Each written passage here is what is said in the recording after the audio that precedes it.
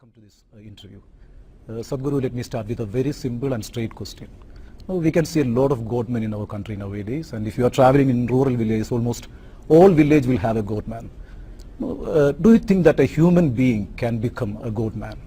I don't know who is a god man, I've never seen one because I've seen men and goddamn men.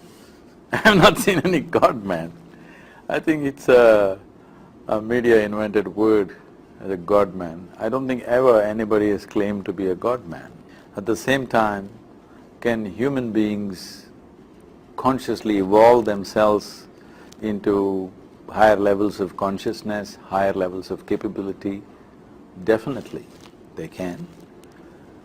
Because the very nature of human existence is such, the fundamental and significant difference between who we are as human beings and every other creature is, for every other creature, nature has drawn two lines within which they have to live and go. For a human being, why a human being is always confused is because for a human being there's only baseline, there is no top line. Doesn't matter how much ever you do in your life, you still want to do something more, you still feel incomplete because there is no top line. Otherwise, we would be just happy with our survival process. So this is the beauty of a human being, that he can limitlessly expand himself. Now what you're talking about, these people being referred to as God-man and whatever the other issues happening, is not about spirituality or religion. It is essentially a drop in integrity across all aspects of life in the country. So this God-man business going negative, it's not all that negative, believe me. I've met many wonderful people who are doing incredible work. It is just that it is only the bad apples who get the media. So the integrity of the media also needs to be fixed because they're always looking for bad apples and making all apples bad. How can we differentiate? If you look around, there are many people who are doing wonderful work, you can report that, but that's not news. The news is only when somebody is in a scandal. That has to go, that's lack of integrity by itself. So lack of integrity is not unique to the religious or the spiritual people, it's unfortunately happening everywhere. Yes. So in the history of mankind, all the generations, Sadhguru asked a very important question, that whether there is a god we can look up to, and there are two answers. Of course, there is no god, there is God. Where do you stand?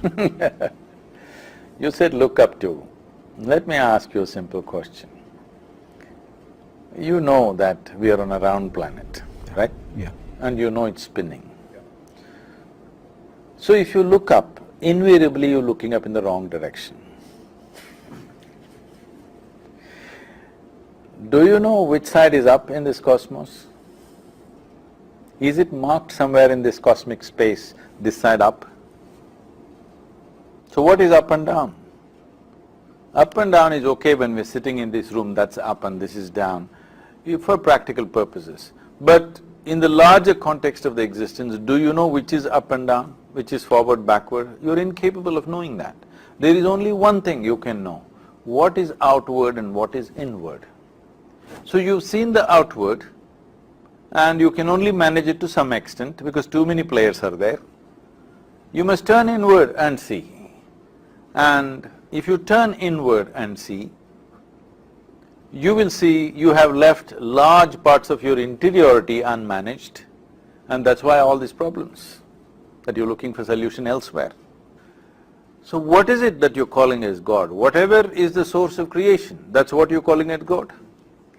God has happened in human psyche simply because you have no explanation for the phenomenal creation that's around you. So a simplistic explanation for that is, there's a big man sitting up there and doing it. Now of course women are claiming, why not us? True. So our ideas of God are purely cultural, and the idea of one big man sitting there and managing is a very simplistic, childish idea. It's okay when they tell you as a child, it's good to see it that way. But if you grow really in perception. If you see, growth is not about physicality, growth is not about wealth, growth is not about information, growth is about perception. If your perception is enhanced about life, you understand that you're referring to something as God because you have no explanation for the creation. Neither science has nor religion has. Now the question is, do you believe in God or you disbelieve in God? That's a question. Yeah. Why would you believe or disbelieve something? Please tell me. The fundamentals of belief and disbelief comes because you are not sincere enough to admit what you do not know as I do not know. Why can't human beings be straight enough, simple enough, sincere enough? What I know, I know. What I do not know, I do not know. Only because most human beings have not realized the immensity of I do not know. Only if you realize I do not know, the longing to know will come, seeking to know will come, the possibility of knowing will come. Instead of creating a seeking, we are believing. Believing means, believing and disbelieving are not two different things. One believes there is God, another believes there is no God. They're not different people, they're the same people. One has a positive belief, another has a negative belief. Why there is negative belief? Why you are calling that It depends on their experiences of life, their intellect, their education and many things. So, their exposure essentially. Or what's happening around them in the name of religion which frustrates them, many things. I'm saying when I say negative, I'm not saying negative as a negative. All I'm saying is belief, whether it's belief or disbelief, they're not two different things. The word God is an imported word, okay? We call them devas. Any exalted human being was referred to as a deva at one time. Today, it's very appropriate in India. People are referring to Sachin Tendulkar as a cricketing god. It's very perfect with the Indian milieu because we never believed that there is a God up there, okay? This is a foreign belief that's come to us now. But here, we said, if you become a great journalist, we will say you're a journalistic God, because you have risen beyond what people normally consider as normal. If you excel beyond that, we say he's a deva, because he's an exalted being, that's what it meant. The word deva meant an exalted being.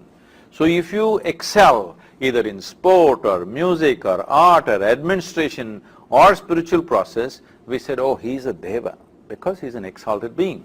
Like this, we recognize many devas historically, because we have a history of 12,000–15,000 years of civilization. We recognize many people and we still, in the folklore, we kept them alive. Apart from that, we learn to create energy forms which will work for us in a certain way. Unfortunately, the faith has been highly politicized, Sadhguru, and organized religions are used as tools to reach or achieve power. How do you see this? Politicization means you must understand you are in a democratic country. Democracy is an art of arithmetics. Okay. Okay. Ultimately, numbers. Matters. So, once numbers are going to give you power, not quality, not intelligence, not ability, but just numbers are going to give you power, people will manipulate everything. Class, creed, caste, religion, everything they will manipulate to get the numbers. You must understand, this is not religion business, this is not caste or creed business, this is power business, okay? It should not be mistaken for religion. It's just power stuff. For power, the only way to get to power today is you need numbers. You have a big brain, nobody is going to make you the Prime Minister or the Chief Minister. You need to have numbers. So they're trying to gather numbers in whichever way possible. But nowadays, most of the sannyasis, sadhus are, they are propagating the ideology of some political parties, and how do you see this? And they're actively participating. No. It's a very wrong thing to say most of them are doing it. Not even, I don't even see one. You think some one or two people who come on the television, they're sannyasis? No. There are millions of them, none of them ever spoke politics. Why do you think all the sadhus, sannyasis are propagating politics? Definitely not. You can name a few, of course, but they are elected representatives. and they knew they wouldn't be elected for anything else except the clothes they wear. And do you think that the sannyasins should stay away from politics and this such sort of propagating the ideology of I some think it's political an parties? individual choice, it depends on the times, okay? If it's a normal time, definitely people on the spiritual path should not enter politics. It's not their business. But in extraneous times, when the future of the people of a nation is at stake, you can't sit away, you may have to do something. Now there is a whole lot of talk in the media and everywhere else, why is this sannyasi entering politics? See, I want you to understand, the laws of the country are such, even if you're a sannyasi, you have to pay your taxes, if you want to drive, you need a license, you're going by all the laws.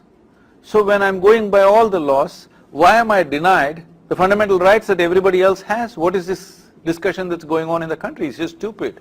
Well, it's a good logic, but no, if sannyasins are engaging in propagating politics of hatred, then what will happen? I have not seen any sannyasi propagating politics of hatred. It is just that some of them are wearing the uniform, as I said, but they're basically politicians, okay? They found that the only way they can get elected is with a certain kind of clothing or whatever. Such people will do. If somebody is propagating politics of hatred, whether he's a sannyasi or otherwise, whatever he claims to be, there are laws to fix him. I'm saying enforce the laws. Why is it a debate? No, again, coming back to the faith, issue of faith, you may know and you are aware that, a lot of controversies are going on regarding the banning of beef. Don't you think that it is an attack to the individual liberty to choose one's food? Suppose I develop a taste for cannibalism, will you allow me? So now I want you to understand from where this is coming. We are a pastoral society. That is, for ages, our health, well-being is always determined by the cow. You understand? Our economy, our health, our well-being is decided by the cow. We have gone through bad agriculture years, droughts, famines. Even when famines came, if you had a cow at home, your children will be healthy. This is the wisdom of this culture. So cows were not just animals, they were part of the families. And cow is such an animal, suppose in the house you have a certain relationship with the cow, if you are in grief, the cow will shed tears. So because it has human emotions, it was considered in this country, if you kill a cow, it amounts to murder, if you eat a cow, it amounts to cannibalism. Now maybe a certain percentage of people have started eating, but it's very offensive for the rest. Can't you eat a dog? What's the problem?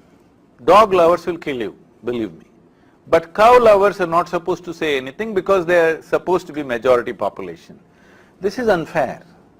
If somebody wants to eat in his house, it's different. But India becoming a major exporter of beef is a crime. I don't go with that. But an individual person wants to cut a cow in his house and eat, I think it's insensitive, but it's up to him. I think instead of banning beef, all they should have done is no export of meat from India. Now the only way, I'm telling you, the only way you can preserve the soil of this nation for future generations is you must have enough animals, farm animals on the farm. I think it must be made mandatory. For every acre, you must have this many cows. Otherwise, this soil will be absolutely useless in the next 40 to 50 years.